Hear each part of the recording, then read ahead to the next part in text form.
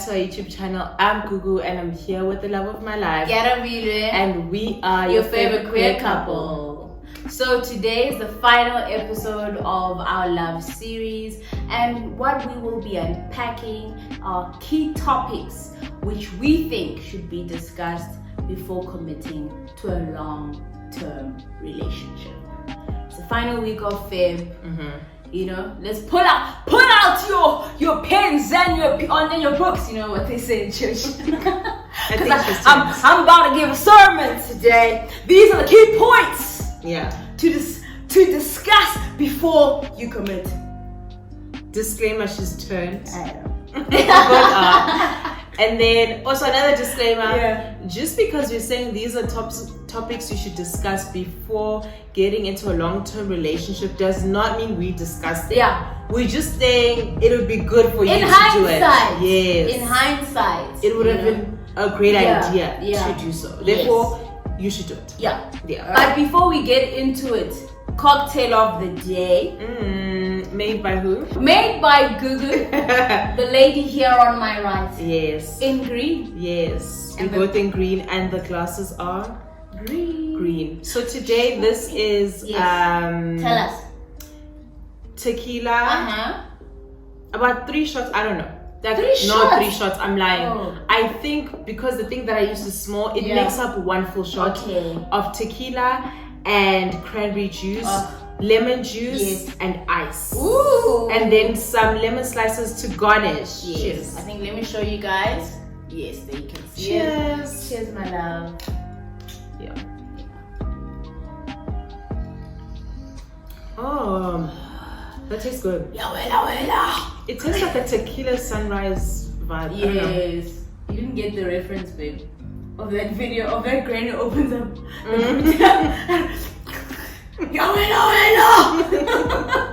hate you. Yeah. But this cocktail is super amazing. It's good. You killed it. Yeah, this tequila bangs. Honestly. Yeah. Right, so let's get into our points. I hope your pen and papers are out and ready, because we're about to give it. Yes. Alright, so point number 1, ladies, gents, they, thems, everyone, is religion. Yeah. Take it away. You should probably discuss religion. You should discuss religion. What religion the person is part of, if they're part of any religion, what that entails, do they have any expectations of you to join their church or join their join their practices. Do they care if you are of a different religion or do not subscribe to any religion? I don't think we had that conversation though. I feel like we didn't, but there was do you go to church? And I said yes, and you said no. And then there were conversations around, why do you go to church? We did have conversations around religion where I would question her as to like, why is she Christian? What does Christianity mean to her? How does she feel about the values within Christianity that we don't necessarily agree with? So then how is she Christian? If there are values within Christianity that she disagrees with, that we had to have that conversation of like, hey, we are queer, and some parts of Christianity say that you can't be queer, so what does that mean for us? What's going on? I'm confused. So we had that conversation, but for us it wasn't really like I used to be Christian, like I was raised Christian, obviously, and all of that. And then when I became a teenager, adult, I decided I don't want to subscribe to Christianity or any other religion. And I just want to kind of figure shit out on my own. But for us, the reason why I kept on dating her, because I think me dating a hectically Christian person or a hectically religious person who has expectations of me and has issues with me not going to church and all of that was my boundary and my what is it called? I don't know, but it's her name. My thing where I was like, I can't date that person because it just wouldn't work out. And I don't want those. My mom used to force me to go to church. That's a big trigger for me. I can't have someone force me to go to church. It's not going to work out. So for me, the reason I kept dating her, even though she said she was Christian, she was really like free. Is free a good word to use? I don't know. She was very like flexible and free and just letting me be, and I would let her be. And she wasn't necessarily subscribing to Christianity. There were Christian aspects. Yeah, there were Christian, what is it called? Activities and things that Christians do that she did because it calmed her soul, or it felt right for her spiritually to do. And the Christian practices, there were Christian practices that she would do that she did because it made her feel calm, it brought her peace, it was good for her spirituality and her soul, and that's why she did that. She wasn't necessarily saying I prescribe to everything that Christians do. She was just saying I was raised Christian, and there's certain practices that Christians do that I do and I want to do them, and they make me feel good. But I don't have a problem with you not being Christian. So I was like, we good. No, definitely. I think what Gugu said, asking the person, okay, are you religious or not? Recognizing the differences in your religious stances, and then recognizing whether the person, how that impacts you, right? So I didn't go and tell Gugu, well, anyway, you're coming to church with me every day. Or if, let's say, she went to a different church, like I'm Anglican, let's say maybe she was Lutheran or Catholic, and then me expecting her to convert to mine. Like, I don't think there were any expectations. And I think also a big thing, me being Christian didn't make me hate myself or make me loathe or whatever in my queerness, right? And because I feel like that can be a big thing now. Now I'm bashing and stuff like that. I've never interacted with my Christian journey in that way, right? And I think that is something that aided to me not feeling like I need you to support me in this journey. It's our own individual journeys, right? Yeah. So I think if there are differences, what does it look like, right? And how are we going to sit with that? I think that's a big and open conversation to have. Yeah, and I think we had that conversation implicitly, and also like a few conversations here and there. But also a big reason why I don't think it mattered that we had different stances was because our values are still aligned. So like when we really spoke about the big things, a lot of it or all of it kind of aligned. So it was like, this clearly isn't really making a big impact in what our values are. Our values still align, so it's cool. And therefore, that's why I don't really mind dating people that subscribe to any religions, even though I don't, as long as our values still align. Like, as long as certain things align, like you being open-minded, you realizing that every human being has autonomy over their own body, therefore they can make decisions over their own bodies, therefore a religion cannot tell someone what to do. Things like that, if we agree on that, then fundamental things, we're good. And then if we don't agree on them, I just don't see how we can move forward as a couple. That's the thing. Maybe we should move forward as friends. But do you want to be a friend? Because actually not even friends. Maybe we can live on the same planet. I'm cool with that, but we don't have to like chill, hang out. All right, and then the second one is marriage. So number one, I think not a lot of us do this, but ask yourself first, and then ask the person that you're interacting with, do you want to get married? And why? Right? I feel like we just grow up thinking that marriage is some form of, it's the next step. The next step in something that's been happening for a while. It's like going to school. Oh, I was in grade 1, now I must go to grade 2. Oh, I was in primary, now I must go to high school. Oh, I was in high school, now I must go to university, right? And then I don't think marriage is something that should be treated like that. I think people should really take the time individually to really question whether they want to get married or not, and then as a couple as well, because I don't think with a long-term relationship, I don't think you want to keep investing with someone who you guys are so different, right? Like, and that is like a contentious issue. Like, I'm investing here, I want to get married, and I have my reasons, and then you don't.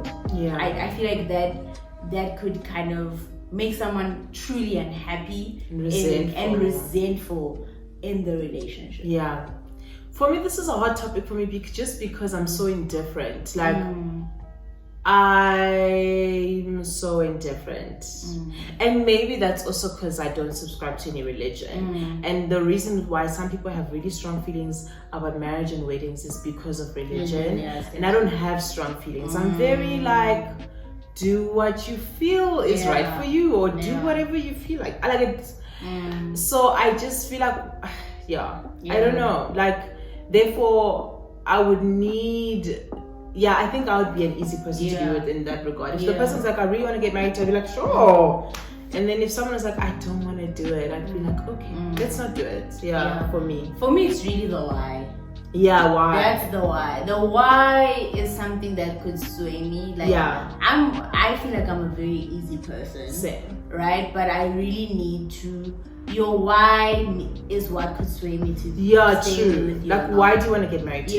Like it must make sense, right? Because when it's just because I always thought about it like that or whatever, I shy away from someone who hasn't applied themselves. Just in certain spaces, and unfortunately. Thought, why do they want to do it outside of society's views? Why do they want to do it? And I think following that, if we recognize that, we do want to get married, yay for us, the next thing is, what does marriage look like? What does marriage look like to you? So that's a topic to discuss. Like, what is our marriage gonna look like? Like, what are your expectations from me this thing as your wife, as your husband, as your spouse? But I think a lot of people don't have that conversation. People are not honest that, as my wife, I'm gonna expect you to have a meal for me every day when I come back from work. Even though you've just come back from work. Right? They're not gonna, and that's what I'm saying, say it so that we can have the conversation now. That's not realistic. That's not gonna happen. It's, unfortunately, I can try as hard as I want, it's not gonna happen. It's not gonna happen. And actually, maybe I don't wanna try. Actually, no, I've never wanted to be that, right? So I think having an honest and breaking it down, like, what does marriage look like to you? You know, do you think you're gonna get married to have sexual intercourse every day? Because that's why some people get married, right? And it's like, now you're married to someone and they're like, okay, I had a different idea of what marriage looks like. I thought it's just like a family, you wanna raise kids and stuff. I didn't know that we all have very different ideas. So I think recognize, okay, we do want to get married, but on a deeper level now, that's the idea and the fundamental look of our marriage. Is it the same? Because I feel like I've met a lot of people where I look at it, I'm like, jeez Louise, I don't think these people discussed what this is gonna look like. It's not looking like it's in sync. Or it's even giving chaos. Or discussed what moving in is gonna look like. Because as hamburg. You know. So I personally feel like it's a big... I don't think we've even had that discussion. We haven't. But I think we've lived together so long that I think, I might be wrong, but I think if we had to get married, this is what it would look like. My fear of marriage is that it would not look like this. But what would make it different, because we've already created this pattern and habits. Like, it's very hard to like stop what you've been doing just because now you signed a paper. It's hard to be like, this is usually our groove. Let's just randomly change the groove. Like, what would groove has been for quite some time. What would be the trigger to just change it? I don't know. True. And the third thing is centered around children. Children, honey. Number one, do you want to have kids? Yes. Big question. Number two, alright, you want to have kids, I want to have kids, that's great.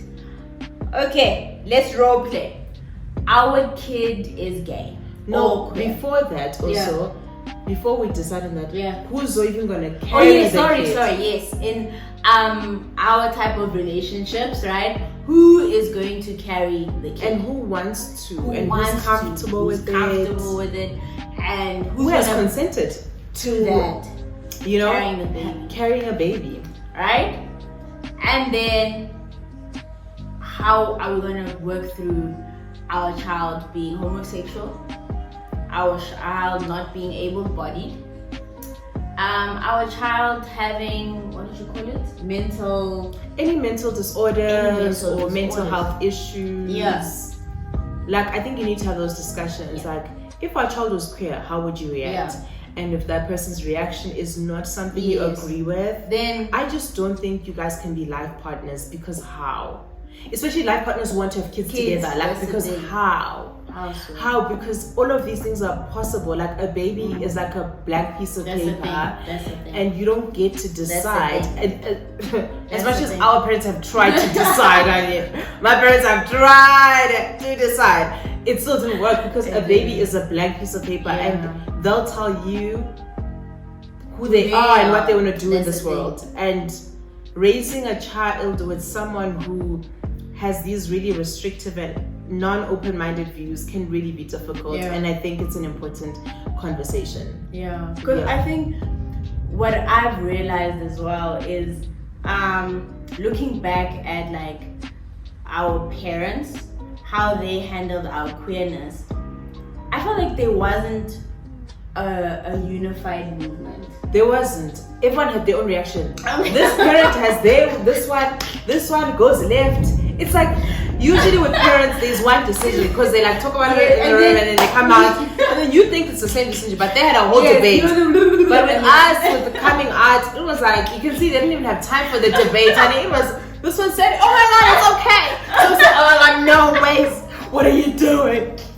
It was like, I didn't even know what was. Is it okay or not? As a child, I was really confused. I was like, is it? So can I come home or not? Is my question. Like, can I still come home? Like, what is the consensus? Are you gonna say happy birthday or not? Yes, it was during my birthday time, triggered. But what is the consensus? Because I'm still confused. I just want one answer from both of you. When you guys have discussed it, email me, because I was really. But that you can see they didn't have that discussion, because like, my parents also like obviously come from Zim, a conservative country. Just being African in general, you come from conservative countries, and they would never think of having that discussion. It was like not even an option for them. That was the last thing on their minds. They just said survival. We're having a girl, she's amazing, she's gonna get a husband. And that was the final. She's amazing, she's beautiful, she's beautiful, she's getting great marks in school. Mwah, she's great. And like, those are just for our generation, we need to do better, and those are conversations we should have. And I have asked my friends that, like, have you had that conversation, baby? Who's having that conversation? Who is having that conversation? Right? And then still around kids, I think your style of parenting. Alright, so I think for me, when I thought of that, I think what I would ask my partner, if I didn't know them, would be, hey, how did your parents parent you? And did you like it? Are you going to change anything? Anything you're thinking of changing? Anything you're thinking of picking up? Dropping? Because I feel like people have kids, and then there's a whole lot of winging with this parenting thing, and I don't know how I feel about it. I think those initial conversations that you have before getting into this long-term big relationship, or making the decision to have a baby, maybe you wouldn't have it so soon, but maybe you could have it like right before making the decision to have babies. It would just avoid the winging, because a lot, like, asking questions creates intentionality. So now that you've discussed it, maybe now you're like, oh, let's be more intentional about you going to therapy, so you don't repeat that thing that you don't like. Exactly. Because I don't know, like, we need to work on less winging, more intentionality. With parenting, right? Because the consequences are too much. They're too high. The stakes are too high to be winging it. Because now we're just depending on luck. It's luck. It's just luck, and I don't like that. I know that there's a part of luck, but it's too much. Too much. I do think a lot of my how I was parented was winging it. Me too, definitely. Maybe I'm wrong. They could correct me if they're watching, but I feel like there was a lot of winging. And some of the winging, they did a great job. Mwah. But for you. But some of the winging, it's offside.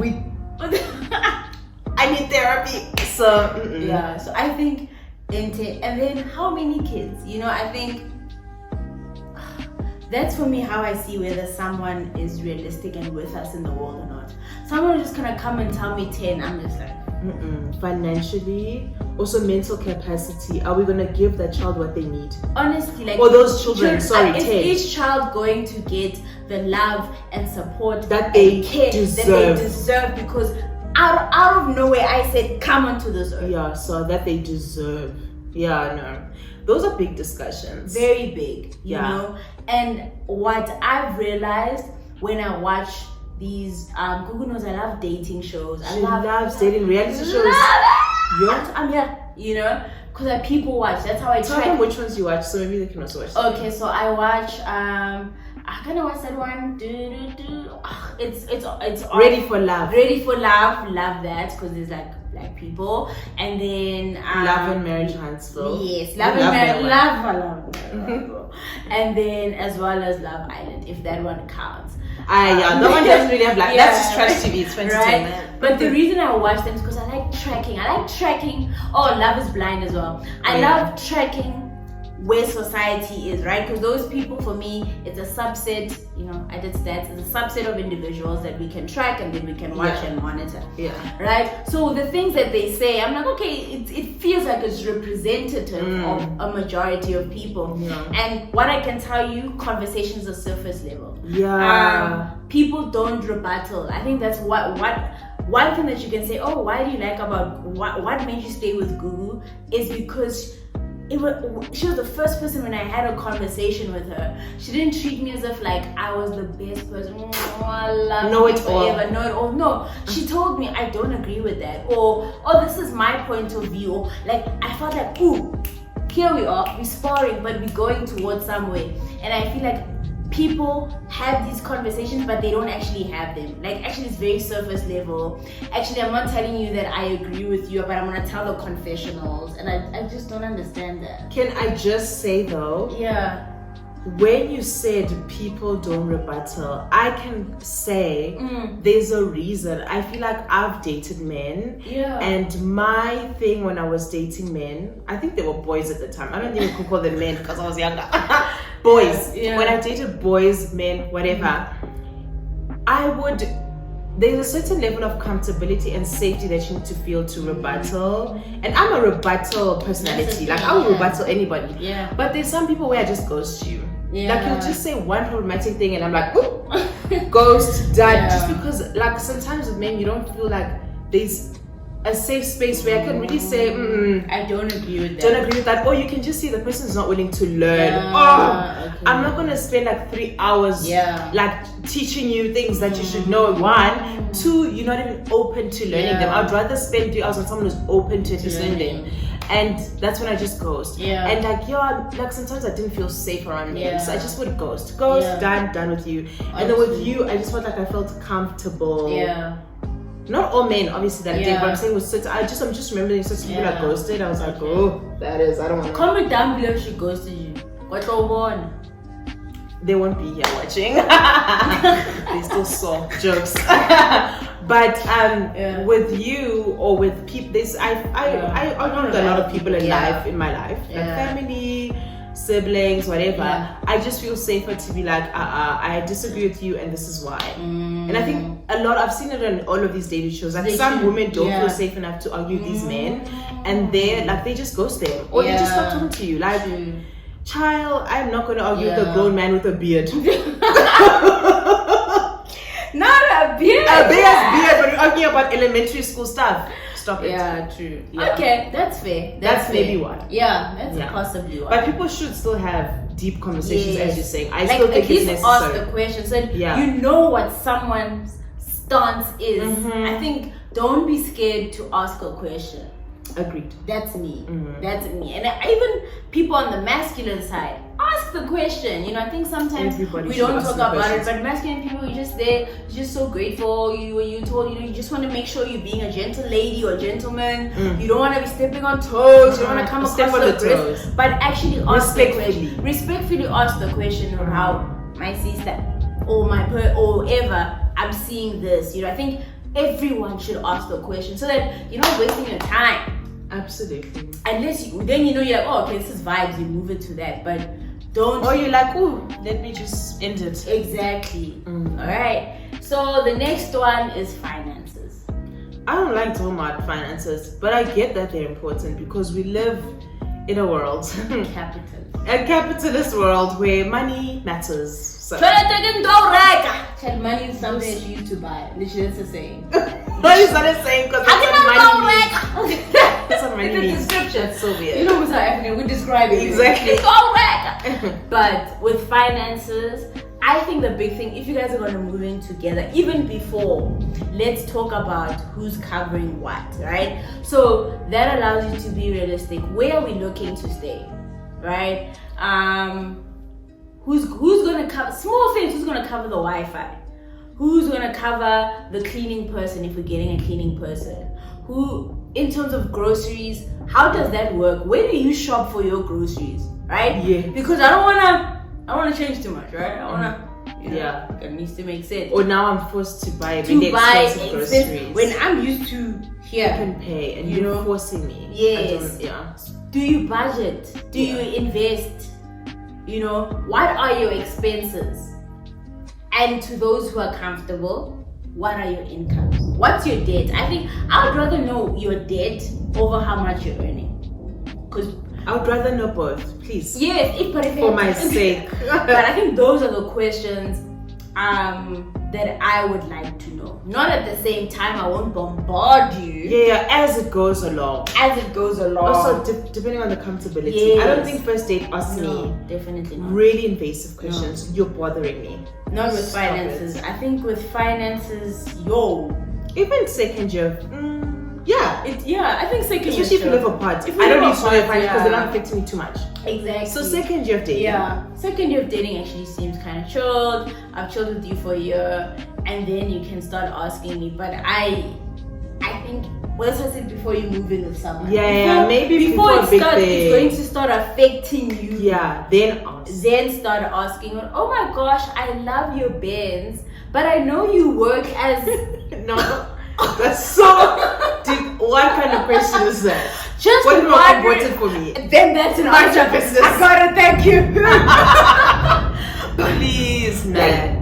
But I think she loves talking about finances. And honestly, I hate it. I couldn't tell you how much I hate it because I hate it. But I think we balance in the fact that I'm more of like a dreamer. Yeah. So I love to talk about finances in the long term. So I love to talk about like what are your priorities? Yeah. Is your priority traveling or is it having a big house? Yeah.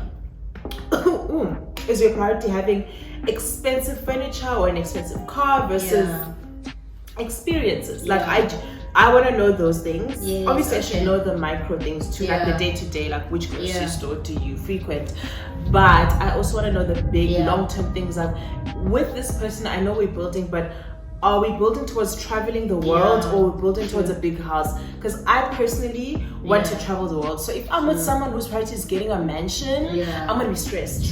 We're going to be in South Africa every day. In the big house. And I'm going to be unhappy. You're putting out your game a bit. Oh my God.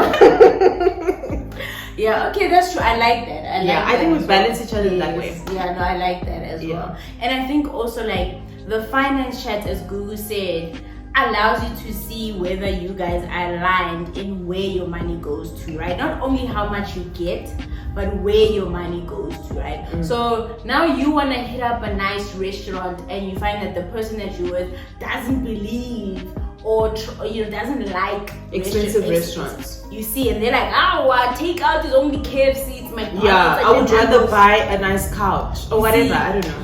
So I think it's also understanding that. But also I think a big thing, especially if you're investing in something long term, it's looking at, is this person like this right now because their funds are this much, but as they grow, they would be open. To going to a more expensive restaurant and still getting the furniture and all the experience because the money is there. So I think it's very important to decipher and gauge that properly. Agreed. If someone just is earning an entry-level salary, it makes sense. Why certain things go way down the list and certain things go way above. And that's why I like to say long term. Yes. Because we know we're not going to be here forever. But I just want to know, in 10 years, are you open to traveling the world? If you still say no, I want a big mansion, then it's like we're not on the same page. True. Okay, the next one is about career, right? And this one is about, I need to know what are your career aspirations, right? A, are you looking at moving abroad, right? Or are you looking at staying here? Moving abroad, is it short term or long term? Where abroad are you looking? And I think another thing is, we both in careers where it's professional and you have to qualify, but the qualification journey looks very different, right? So understanding that person's, what does your qualification journey require, or what are your working hours going to require from you to get to that level that you want to get? You know what I mean? Because I feel like we find ourselves dating people and you're just so happy to be like, oh, he works in investment, he's an investment banker. But then when he's working weekends and every day, or he's in consulting, or she's or them are in consulting, there's a lack of understanding because maybe you didn't know that that's how much time it required of them that would be taken away from you. Yeah. Right? So it's just managing that expectation. Yeah, I think is very important to be like, hey, actually I study every day and I want to start studying in the evenings as well and my weekends, so I'll probably just be able to see you on a Sunday. That's my only off day. That's enough from me. That's enough from me. But yeah, it's a yes from other people. Yeah. But you get what I mean? But now you're in this long-term thing with someone and you didn't know that. And you're getting frustrated. So I think agreed. Having that career conversation, especially in our ages now when people are meeting and they're starting to work and they're working in different industries, I think it's also very important to step outside of yourself and understand what my partner's career actually also entails and will require. And also what support they require from you is important. Like if someone needs you to hectically support them, cook for them on the days where they have to work and study, therefore they don't have dinner, just those things. But I think it's also just important to gauge, is your person like maybe open in terms of, as your career changes, are they just open and they're going to be patient and they're going to give you leeway? Yeah. Because I think as much as our careers have changed, from being students to now working, we've been all very lenient with each other because I didn't even know I was going to have these long hours, so there was no way I was going to tell her that I'm going to have a job where there's long hours, I'm going to work on some weekends. I didn't know, so how could I tell her? So I think she's just been really like flexible and lenient, and you should gauge that too, and I guess that's life. True. One thing about life. And the last one to wrap it up is family dynamics. I think it's very important to understand your partner, and especially if you're going to go into something like marriage or a life partner, you are going to end up interacting with that person's parents, siblings and stuff.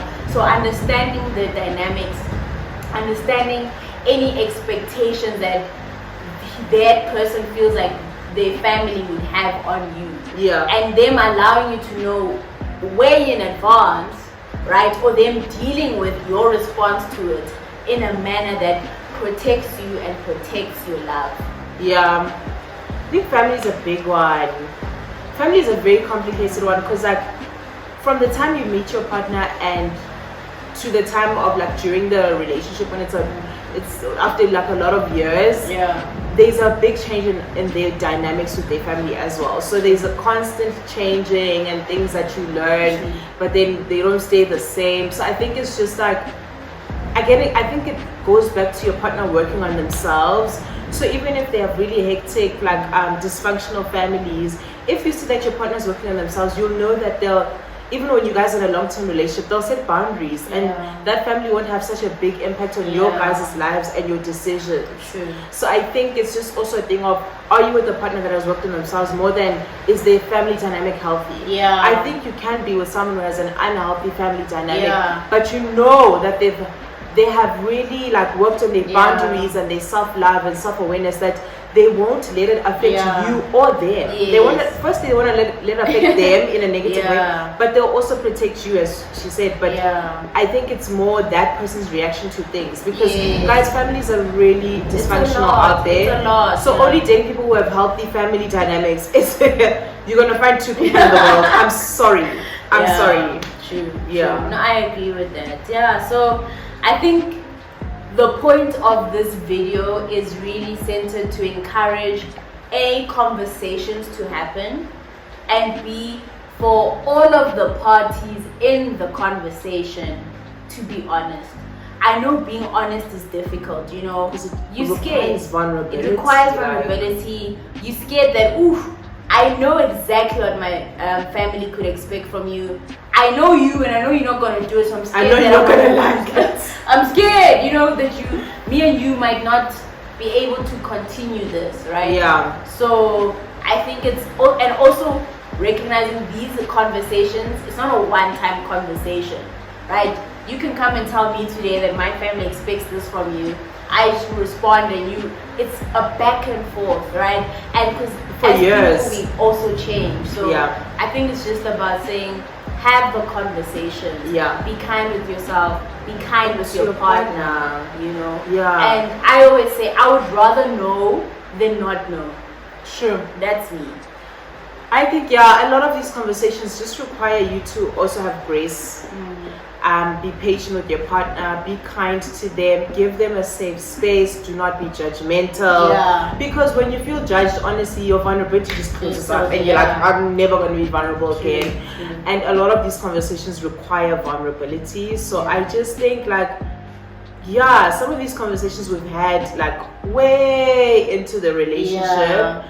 But maybe that's because then that's when you can truly be vulnerable. They had the proper safety that comes with being with someone for a long time.